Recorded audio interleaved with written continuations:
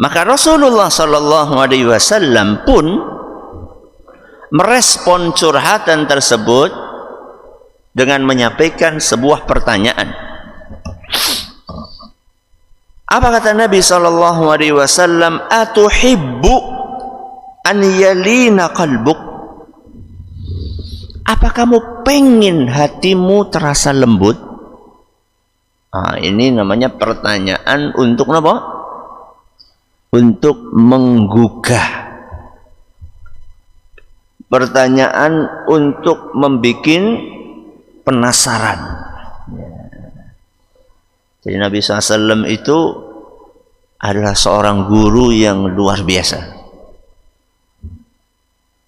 Karena beliau bisa menyampaikan pesan-pesan keagamaan itu dengan cara yang menarik. Maka Nabi SAW nggak langsung jawab, tapi balik nanya, kamu pengen kamu hatimu lembut? Maka begitu dapat pertanyaan dari Nabi SAW, apa kata sahabat tadi? Naam. Paling orang yang ngerti lah ya, nangam. Nopo naam? Ya, saya pengen. Nah, ketika dia memberikan respon jawaban seperti tadi, itu berarti dia sudah siap untuk apa? Mendengar dan menerima jawaban Nabi SAW. Jadi nek mulang, ya, kalau ngajar itu guru itu jangan asal ngajar. Jadi kalau kita itu mau ngajar itu kita harus berusaha murid-muridnya bisa pada apa? Pada siap. Jadi jangan kita itu masuk kelas ngisi pengajian, murid-muridnya jamaah belum apa? Belum fokus. Siji esi dolanan HP, siji esi ngobrol, siji maning esi ngantuk, malah ana sing turu. Jangan. Siapkan dulu siapa? Audiennya, ya. Nabi SAW seperti itu. Orang ini padahal datang untuk konsultasi. Maksudnya kalau orang datang konsultasi kan memang dia sudah siap. Tapi meskipun demikian Nabi tetap ingin memastikan sahabat ini akan mendengar solusi yang beliau sampaikan. Begitu sahabat itu mengatakan na'am, ya, iya wahai Rasul, langsung Nabi SAW menyampaikan 3 tips. Berapa? 3. Yang pertama, irhamil yatim. Irhamil yatim artinya adalah sayangilah anak yatim. Anak yatim itu siapa?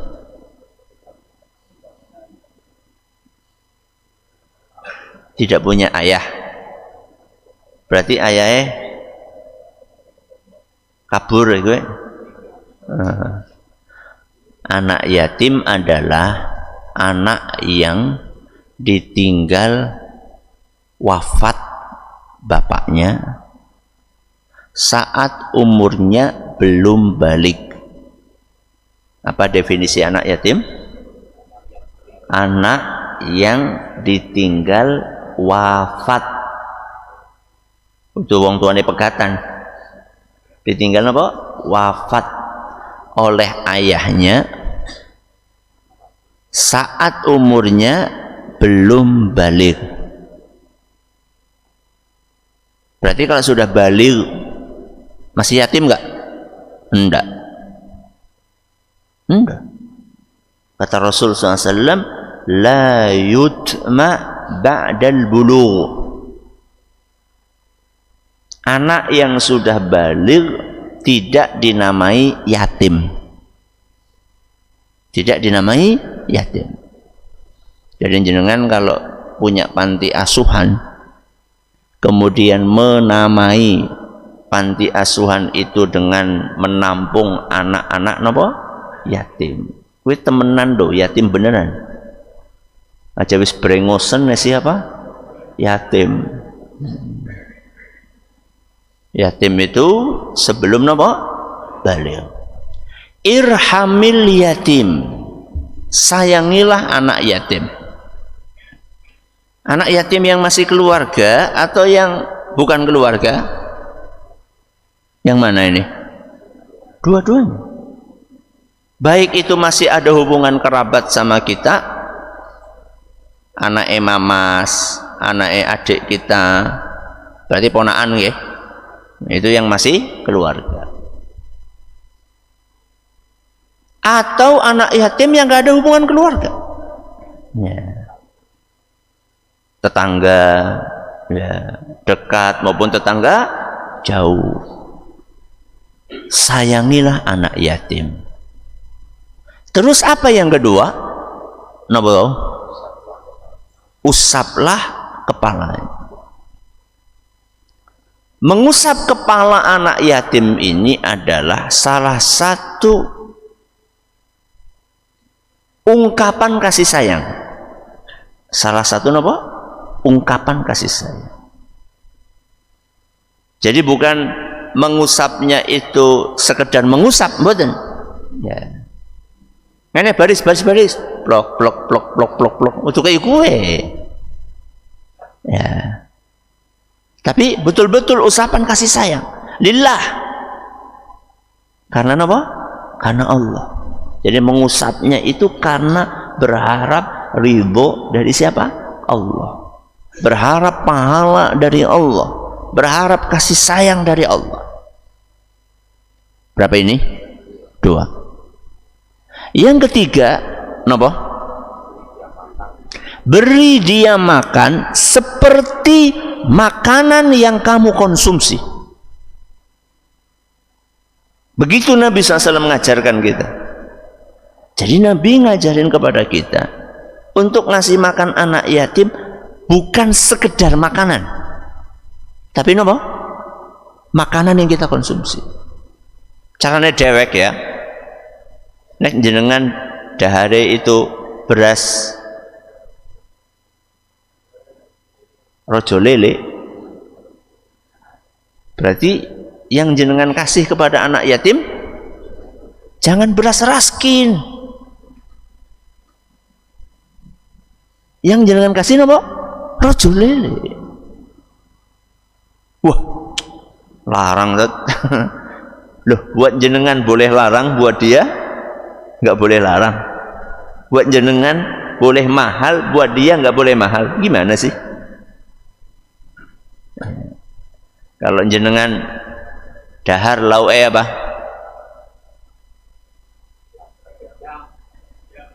Ayam. Maka lauknya buat anak yatim juga ayam. Kecuali kalau jenengan lauke kerupuk. Jenengan kasih anak yatim kerupuk gimana? Ya enggak apa-apa, itu makanan kita kok. Jadi sesuai dengan apa yang kita makan. Ya. Apa yang terjadi kalau kita lakukan 3 hal tersebut? Kata Nabi sallallahu alaihi wasallam, yalinu qalbak. Fa inna dzalika yalinu qalbak. Hal itu akan melembutkan hatimu. Kenapa Ustaz? Kok apa korelasinya Ustaz? Kok kita nyayangi anak yatim, mengusap kepalanya, terus apa tadi? Ngasih makan seperti makanan yang kita konsumsi. Kok itu bisa melembutkan hati? Pertama, karena itulah yang diresepkan oleh Rasulullah SAW. Percaya nomor buatan kali Rasulullah SAW. Percayalah, masa orang percaya?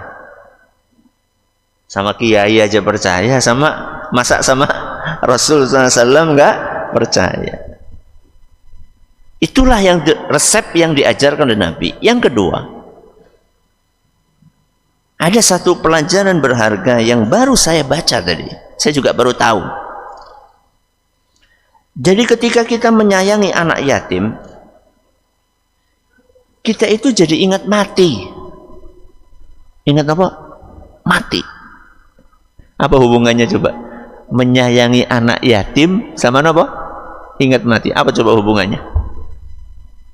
Karena anak yatim ini ditinggal mati oleh siapa? Oleh ayahnya. Kita bayangkan nih, anak yatim itu adalah anak kita sendiri. Alias kita mati. Kasihan enggak? Kasihan. Anak kita enggak ada lagi yang ditunggu di pintu. Ya, biasanya kan kalau kita pulang itu udah ditunggoni sama siapa? Anak kita di mana? Di pintu. Biasanya anak kita kalau kita pulang, kita dipeluk, bermain bersama. Begitu kita meninggal, nggak ada yang diajak bermain sama anak kita. Anak kita biasanya kalau pagi-pagi kita gonceng apa? Sepeda keliling. Begitu kita meninggal, nggak ada yang gonceng dia keliling. Anak kita biasanya ketika dia butuh jajan, dia datang ke kita, Bi minta uang, kita kasih. Begitu kita meninggal, anak kita tidak ada yang apa? Yang minta. Anak kita biasanya berangkat ke masjid bareng sama kita, kita gandeng. Begitu kita meninggal, nggak ada yang gandeng tangan anak kita. Jangan bayangin. Begitu kita itu bisa merasakan betapa beratnya menjadi anak yatim, berarti saat itu hati kita itu mulai peka, nggak keras lagi. Itulah korelasinya. Ya. Jadi kenapa menyayangi anak yatim itu bisa melembutkan apa? Hati. Karena itu resep dari Nabi SAW. Yang kedua, mengingatkan apa? Kematian. Mengingatkan kematian. Dan yang terakhir kata Nabi SAW, ada bonus dari Nabi. Jadi menyayangi anak yatim itu nggak cuma melembutkan hati, tapi juga apa coba tadi? Apa tadi? Naam, wa taqdiru ala hajatik. Hajatmu akan terpenuhi. Jadi kalau kita punya hajat, salah satu caranya supaya hajat itu terpenuhi apa? Menyayangi anak yatim. Mengusap kepalanya, ngasih makan seperti makanan yang kita konsumsi.